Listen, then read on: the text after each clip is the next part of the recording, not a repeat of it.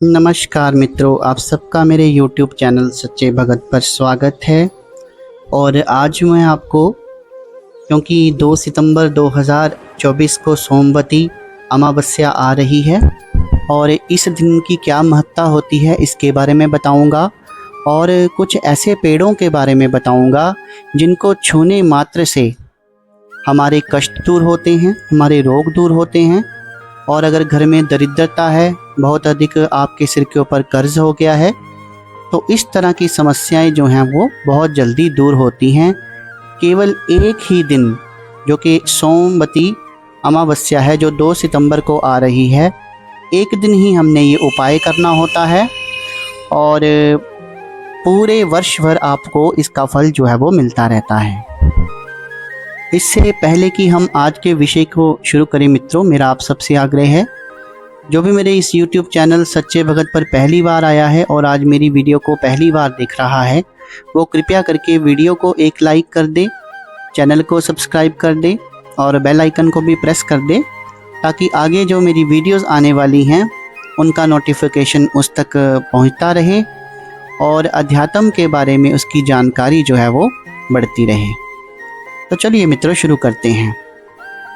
तो कुछ मैं आपको ऐसे पेड़ बताऊंगा, अगर आप कोई मंत्र नहीं जानते, कोई तंत्र नहीं जानते, कोई बात नहीं, हर व्यक्ति तांत्रिक नहीं हो सकता, हर व्यक्ति साधक नहीं हो सकता, तो केवल छूने मात्र से ही आपको बहुत अत्यधिक फल प्राप्त होने वाला है। तो उस पेड़ में सबसे पहला पेड़ जो है वो पीपल का पेड़ है। आप सबको तो पता ही है, जो पीपल का पेड़ है उसमें स्वयं विष्णु हरि का निवास माना गया है। और अगर विष्णु हरि जो है वो प्रसन्न हो जाएं तो माता लक्ष्मी तो स्वयं ही प्रसन्न हो जाती हैं। और अगर माता लक्ष्मी की किसी के ऊपर कृपा हो जाए तो व्यक्ति के जो कर्ज हैं वो दूर होते हैं, अगर उसे धन संबंधी समस्याएं हैं तो वो दूर होती हैं। तो आपने क्या करना है, आपने सुबह जल्दी उठना है उस दिन और उठकर पहले आपने स्नान करना है। अगर गंगा आपके घर के पास है, गंगा आपके घर के पास से निकलती है, तब तो अति उत्तम है, आप गंगा में स्नान करके आएं। अगर गंगा आपके घर के पास नहीं है तो आप एक काम कर सकते हैं, सुबह जल्दी उठकर जब आपने नहाना है तो अपनी बाल्टी में थोड़ी सी गंगा के जल की बूंदें डाल लें, या 1-2 ढक्कन जैसे डाल लिया उसमें, और उसके साथ आपने नहाना है। और हर हर गंगे जो है आपने मंत्रोच्चारण करना है। हर हर गंगे अपने आप में ही एक बहुत बड़ा मंत्र है। तो ये सब आपने करना है, उससे आपका शरीर जो है वो शुद्ध हो जाएगा। उसके बाद में दोस्तों आपने पास ही किसी पीपल के पेड़ के पास जाना है और पीपल के पेड़ के पास पहुंचकर आपने उस पीपल के पेड़ को हाथ से उसको टच करना है। और उसके बाद में श्री विष्णु हरि का ध्यान करते हुए, अगर तो आपको मंत्रों उच्चारण आता है तो आप ओम नमो भगवते वासुदेवाय का मंत्र का जाप भी कर सकते हैं, और या फिर जो भी आपके इष्ट हैं उनके मंत्रों का भी उच्चारण आप कर सकते हैं। इतना कार्य करके आपने घर पर आ जाना है। एक पेड़ मैं आपको और बता रहा हूँ, जो बिल्व का पेड़ है। जो बिल्व का पेड़ होता है वो भगवान शिव को बहुत प्रिय होता है और माता जो पार्वती हैं, माता काली जो हैं, उनको बहुत प्रिय होता है। तो उस पेड़ को भी आप सोमवती अमावस्या के दिन सुबह नहा धोकर उसको भी स्पर्श कर सकते हैं। स्पर्श करते समय आप ओम नमः शिवाय मंत्र का जाप भी कर सकते हैं, या फिर कोई भी मंत्र जो है, जो आपके गुरु द्वारा दिया गया है, जो आपके इष्ट का मंत्र है, उसका जाप भी आप कर सकते हैं। अगर आपको कोई मंत्र नहीं आता है तो आप शिव और पार्वती का केवल ध्यान भी कर सकते हैं। ये जो पेड़ है ये माता पार्वती और भगवान शिव को बहुत प्रिय है।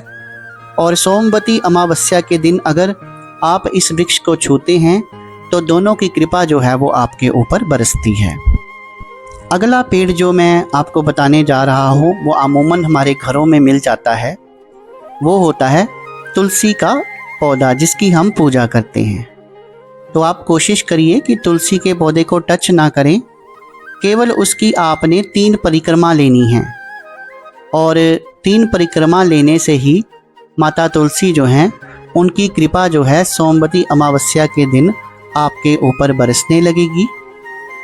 और जो माता तुलसी हैं वो आरोग्य प्रदान करने वाली हैं और साथ में कोई भी आपको कष्ट है, कोई भी रोग जो है वो जाता नहीं है।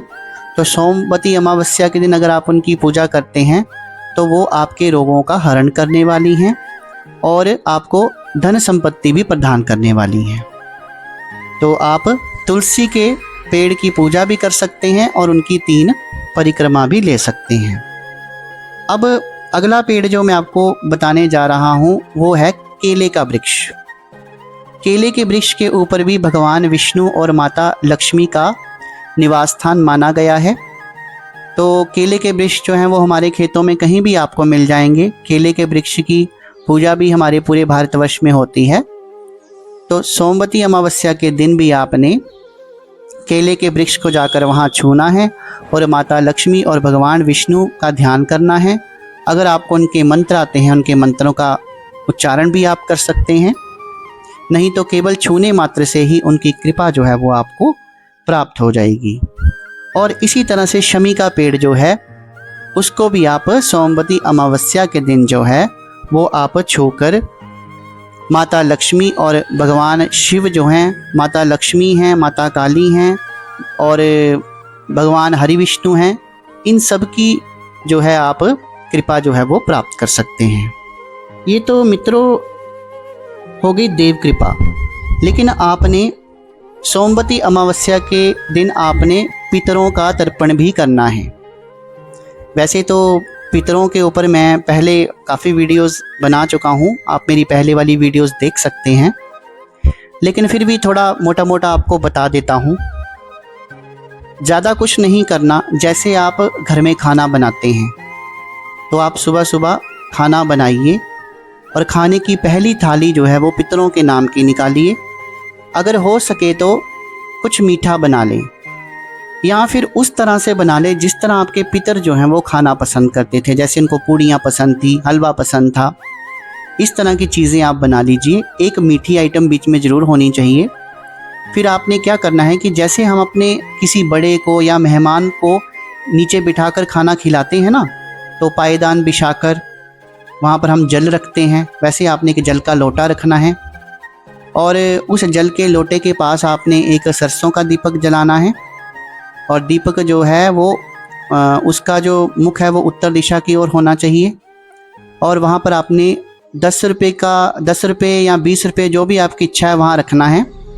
आपने उसको 11 रुपये नहीं करना या 101 रुपये नहीं करना, सिर्फ 10 रुपये, 20 रुपये, 30 रुपये ऐसे आप रख लीजिए। और फिर थाली रखनी है खाने की, उसमें सारी चीज़ें परोस देनी हैं। एक गिलास पानी रखना है और अगर आपके घर की कोई लेडीज़ रख रही है थाली तो वो घूंघट निकाल ले, जैसे हम बड़े बूढ़ों से निकालते थे।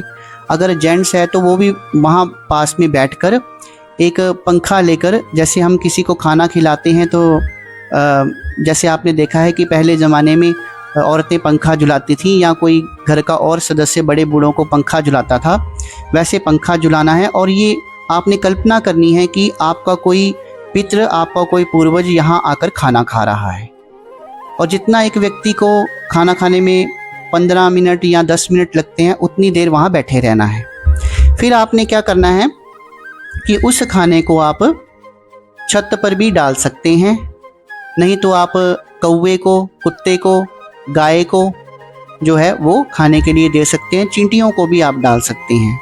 अगर आप शहर में रहते हैं, आपको गाय नहीं मिलेगी या आपको कुत्ता नहीं कहीं से मिलेगा, कुत्ते तो खैर मिल जाते हैं, पर अगर गाय नहीं मिल रही या एक चीज़ बीच में कोई छूट रही है तो आप सारे का सारा खाना छत पे डाल दीजिए, क्योंकि छत जो है वो पितरों का स्थान होता है। तो वहाँ पर फिर पक्षी आकर स्वयं ही उसको ग्रहण कर लेते हैं। इसी के साथ मैंने अपनी एक वीडियो में पहले ये भी बताया था कि पितरों का तर्पण कैसे करना है, तो वो वीडियोज़ आप देख लीजिए जिसमें जल होता है और उसमें हमने कुछ काले तिल डाले होते हैं, या फिर अगर काले तिल नहीं है तो आप अक्षत भी डाल सकते हैं। उससे आपने अपने पितरों का तर्पण भी सोमवती अमावस्या के दिन करना है। तो अगर आप इतना कार्य कर लेते हैं तो आपके ऊपर देव कृपा तो होगी होगी। आपके ऐसे कोई गुप्त रोग हैं जो चिकित्सा से ठीक नहीं हुए, वो भी ठीक हो जाते हैं। हमने प्रैक्टिकली ऐसे करके देखा है। अगर आप दरिद्र हैं या आपका कोई बिजनेस नहीं चल रहा, आपके सिर पर कर्जा है, जितनी भी धन संबंधी समस्याएं होती हैं वो भी आप देखेंगे कि उनमें परिवर्तन आएगा। और इसका फल भाग मित्रों आपको पूरा वर्ष जो है वो मिलता रहता है। जो पैसे आपने वहाँ पर खाना खाते समय लोटा जो जल रखा है उसके पास चढ़ाए हैं, वो आपने किसी गरीब को दान दे देने हैं। और अगर हो सके तो आप उसके साथ सफ़ेद रंग के वस्त्र भी दान कर सकते हैं, वो आपकी इच्छा के ऊपर निर्भर करता है। तो दोस्तों, मैं आशा करता हूँ जो जानकारी मैंने आज आपको दी है वो जानकारी आपको अच्छी लगी होगी। जानकारी अच्छी लगी हो तो वीडियो को एक लाइक कर दें, ज़्यादा से ज़्यादा शेयर कर दें, क्योंकि सोमवती अमावस्या आने वाली है तो लोगों को पता चल जाए कि उस दिन हमको क्या कर्मकांड करना चाहिए, कौन से उपाय करने चाहिए। आज के लिए बस इतना ही। कल फिर हाजिर होंगे एक नई वीडियो के साथ। तब तक के लिए धन्यवाद। शुभ रात्रि।